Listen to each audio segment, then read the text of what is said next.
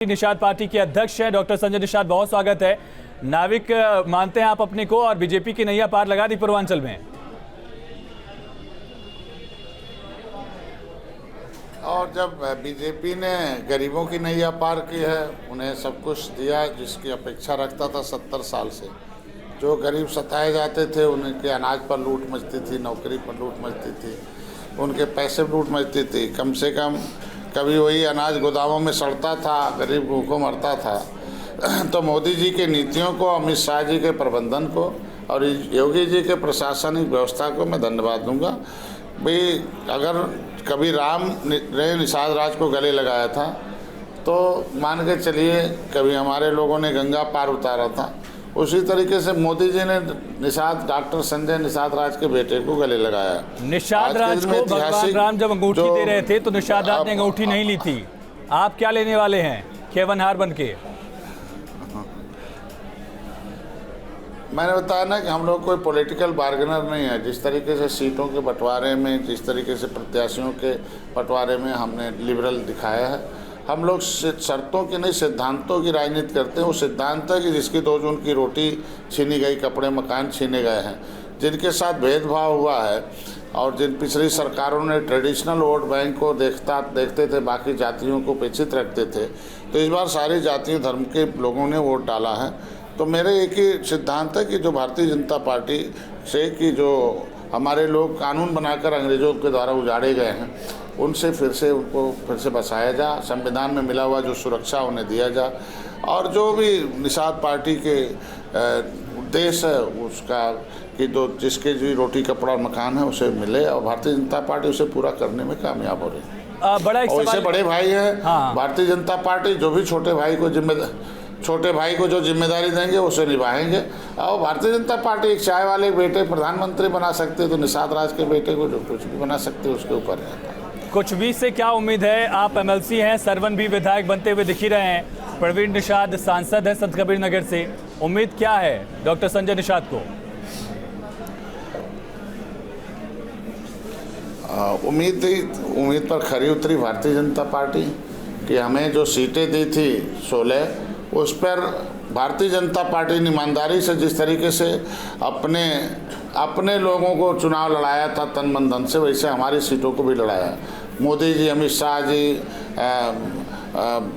योगी जी, नड्डा साहब, धर्मेंद्र प्रधान जी को बधाई दूंगा कि जो उन्होंने कहा था कि आपको मैं ला रहा हूं तो निश्चित रूप से आपको जिताने का प्रयास किया जाएगा। तो जो हमारे सभी प्रत्याशियों को जिताने का प्रयास किया उन्होंने, और ढेर सारी सीटें हम जीत भी रहे हैं, तो ऐसे में मैं धन्यवाद दूंगा। और निश्चित रूप से अब भारतीय जनता पार्टी बड़ी पार्टी है, बड़ी भूमिका है, हम लोग उनके सहयोगी हैं, और उम्मीद है कि जिस तरीके से सहयोग हमने दिया है वो हम लोगों को साथ लेकर चलने की। संजय निषाद, सरवन निषाद की जीत को लेकर कितने आश्वस्त थे, खास करके जब उस स्थिति में जब टप्पू सिंह बागी हो गए थे चौरी चौरा की सीट से? उम्मीद आपको कितनी थी?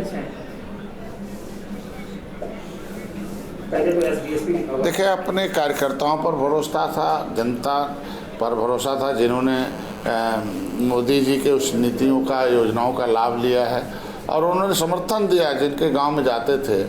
और निश्चित रूप से बागी होता है और बागी का काम अपना होता है। और पार्टी का 2 पार्टी चुनाव लड़ रही थी, वहाँ मेरा समुदाय भी अच्छी खासी संख्या में था। हमारे समुदाय में बहुत तोड़ फोड़ पहले से चलता रहता था, लेकिन इस बार मैंने धन्यवाद दूंगा अपने समाज को कि उन्होंने एकजुट दिखाया और एक साथ निषाद पार्टी और डॉक्टर संजय के साथ आया। और पहले इनके ऊपर पौआ पैसा का लेवल लगता था, उस लेवल को हटा दिया। इन्होंने पावर का लेवल लगाया, पावर साइकिल हाथी में था नहीं, और जिसके मोदी के पास पावर था कमल बटन दबाया, जहाँ भोजन भरी थाली था वहाँ दबाया। साथ में आकर एक मुश्त वोट देकर अपनी उस एकजुटता का परिचय दिया। और डॉक्टर संजय को पॉलिटिकल गॉडफादर और फिशरमैन माना था, तो मेरे दिशा निर्देशों और मेरे लिए गए निर्णय को उन लोगों ने अपने नीचे स्तर तक कार्यकर्ताओं ने अपने दरवाजे पहुंचाकर और मोदी जी के और योगी जी की नीतियों की सराहना करते हुए वोट देकर जिताया है। धीरेन्द्र सर भी आपसे सवाल करेंगे, लेकिन उससे पहले संजय जी, हाँ सुनिए ना, वीआईपी पार्टी ने आप लोगों के वोट बैंक में सिद्धमारी की या नहीं की?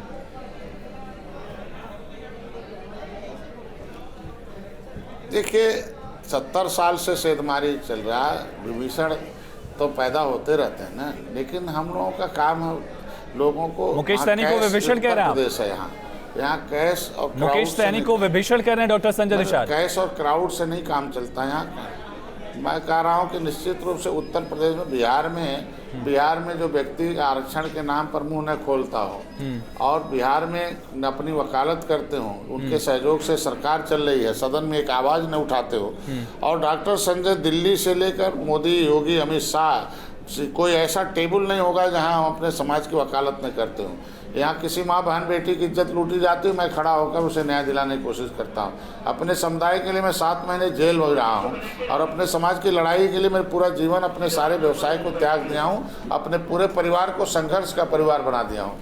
और वो व्यक्ति आके इस तरीके से उल्टा पुल्टा बोला और समाज को गुमराह करे, और निश्चित रूप से वहाँ और अपने जिस क्षेत्र में है उस क्षेत्र को छोड़ दें दूसरे लोगों के चरने खाने के लिए, वहाँ के लोगों को न्याय कौन दिलाएगा?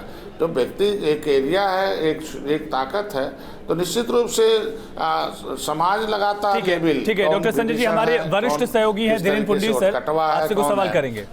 जी धीरेन्द्र सर। संजय जी पहले संजय, फिर प्रवीण और फिर श्रवण, ये क्या है कि आप एक समाज का पूरी ताकत को आप परिवार केंद्रित कर रहे हैं? क्योंकि इस तरह का हम लोग देख चुके हैं, जो परिवार का जो पूरा जो आरोप लगता रहा, खासतौर से प्रधानमंत्री नरेंद्र मोदी अपनी सभाओं में परिवारवादी आरोप लगाते रहे हैं और उन्होंने उस पर बहुत सारी चीज़ें कही हैं। आपको लगता है कि कहीं आप एक इसी तरह का मॉडल क्रिएट कर रहे हैं?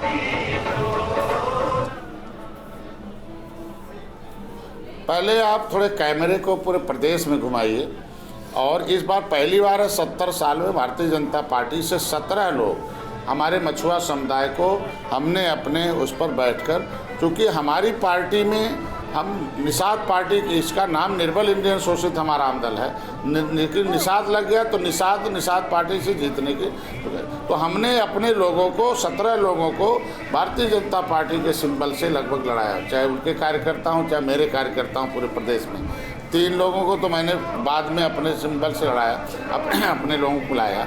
तो आज के दिन में हमने सबको लाया हूँ, बिंद को लाया हूँ, विनोद बिंद हैं, करछना से पीयूष रंजन निषाद जी हैं, आपके जो है रामकेश निषाद हैं, आपके बादा में जो है इंदुआरी में, ऐसे जो है वहाँ विजय कश्यप जी, हमने पूरे 20 लोगों को टिकट दिलाया। तो ये कैसे कह सकते हैं कि हम अकेले हैं?